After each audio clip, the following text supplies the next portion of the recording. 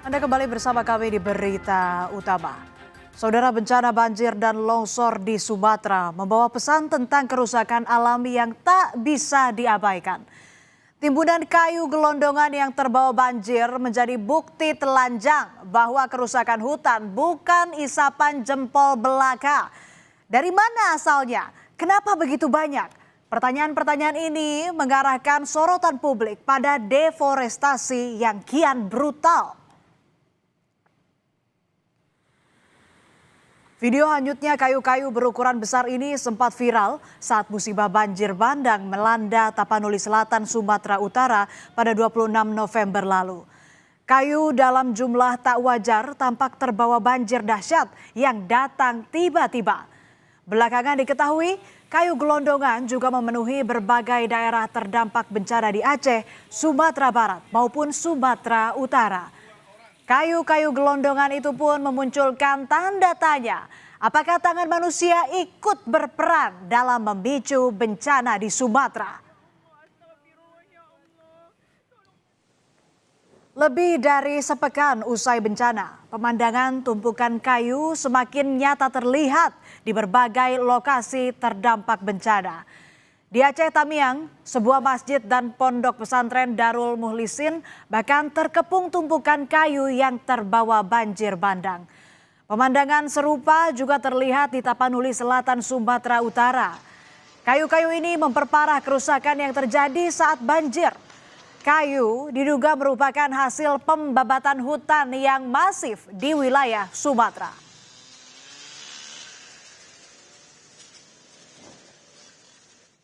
Asal-usul kayu gelondongan yang terbawa banjir dan longsor di Sumatera kini mulai diusut pemerintah. Pemerintah menyebut bencana di Sumatera bukan semata akibat cuaca ekstrim, melainkan ada faktor kerusakan lingkungan. Ada indikasi pelanggaran terkait lingkungan di balik bencana dahsyat yang memporak-porandakan Sumatera. Jurnalis Kompas TV, Jona Hamonangan dan juru kamera Febri James memperlihatkan masifnya kayu gelondongan di aliran sungai Anggoli Garoga, Tapanuli Tengah. Aliran sungai bahkan terhenti akibat tertutup kayu. Saat ini saya berada di Anggoli, Tapanuli Tengah, Sumatera Utara. Di belakang saya adalah Sungai Anggoli yang menghubungkan aliran air dari Anggoli menuju Hutaraja. Dan saya akan menunjukkan kepada Anda bagaimana visual yang ada di belakang saya. Di mana ini adalah visual gelondongan kayu yang cukup banyak dan viral di media sosial. Ini juga merusakkan akses jembatan, khususnya jembatan Anggoli yang menghubungkan konektivitas dari Tapteng menuju ke Tapsel. Persis di samping saya ini adalah Desa Garoga yang memiliki dampak kerusakan sama, itu adalah gelondongan kayu.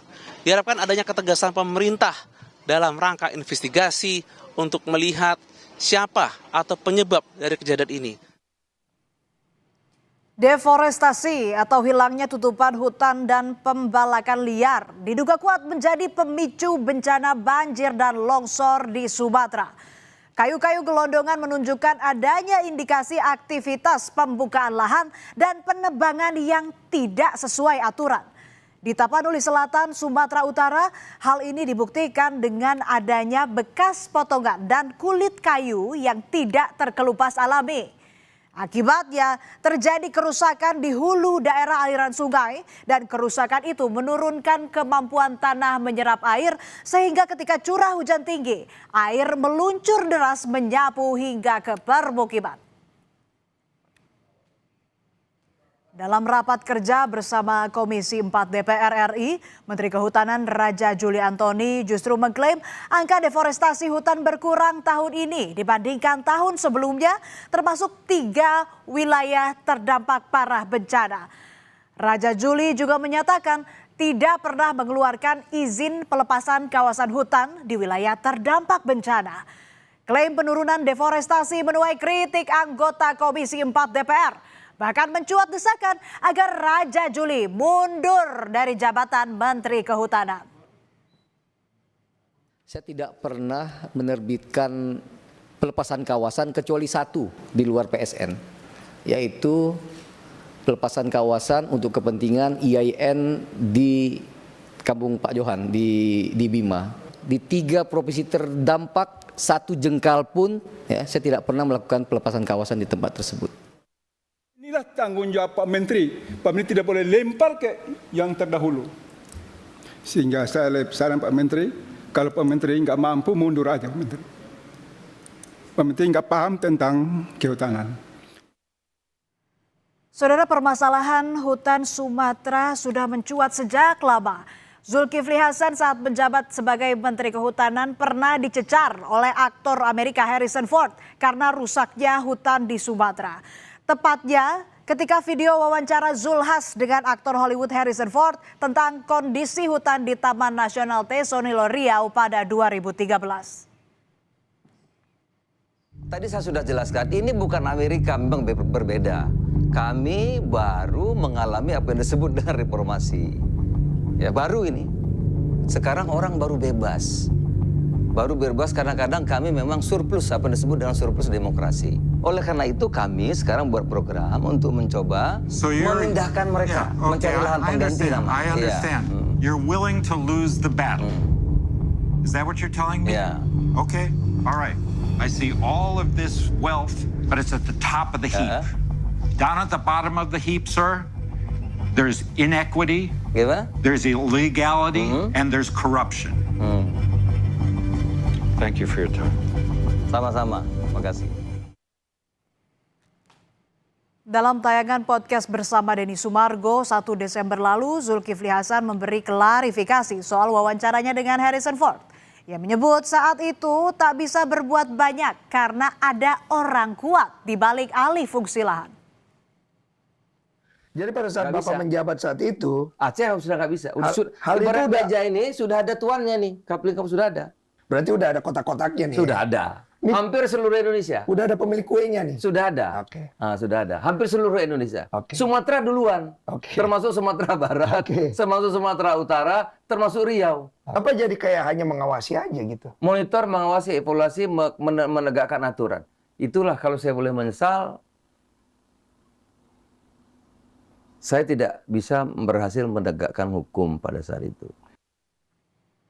Taman Nasional Tesonilo seharusnya tidak boleh ditanami atau alih fungsi apapun. Satgas Penertiban Kawasan Hutan atau Satgas PKH kini berebut kembali 81.000 hektar kawasan hutan di Taman Nasional Tesonilo yang telah dialih fungsikan sebagai perkebunan kelapa sawit ilegal hingga permukiman. Dari total 81.000 hektar lahan, hanya sekitar 12.000 hektar hutan asli yang tersisa. Sementara 69.000 hektar telah berubah fungsi menjadi perkebunan kelapa sawit ilegal hingga permukiman. Seluruh masuk kawasan hutan sudah kita juga verifikasi, ya, baik itu tidak saja sawit, tanaman lain. Ini juga sedang verifikasi tambang yang masuk kawasan. Tapi perintah di Perpresnya adalah kembalikan kawasan hutan menjadi sesuai apa yang ditetapkan oleh undang-undang. Walhi menyebut kayu-kayu besar yang hanyut bersama banjir adalah bukti pembalakan hebat dan mendesak dilakukan proses hukum terhadap pelanggaran lingkungan. Deforestasi atau hilangnya tutupan hutan di 3 provinsi ini, Aceh, Sumatera Barat, dan Sumatera Utara, kita lihat tingkat deforestasinya masih tinggi, gitu ya. Masih di atas puluhan ribu, 30 sampai 80 ribu dalam 5 tahun belakangan untuk tiap tahunnya. Ini nggak boleh juga sekedar disalahkan sebagai ulah manusia, gitu ya. Tapi ini ulah kapital kalau kita bilang. Nah, kenapa dia? Karena kan kita bisa lihat ya, andai pun masyarakat melakukan aktivitas ilegal, tapi penampung kayunya, tapi siapa penerima manfaat paling besar dalam proses aktivitas ilegal ini? Kita tahu siapa jawabannya. Tentu si pengusaha atau perusahaan-perusahaan yang menampung dari kayu-kayu di hutan alam ini. Bencana boleh datang tiba-tiba, tapi akar masalahnya tidak pernah tiba-tiba. Selama hutan dibuka tanpa kendali, maka potensi bahaya semakin meningkat. Ini menjadi alarm serius bagi semua untuk membenahi kerusakan lingkungan.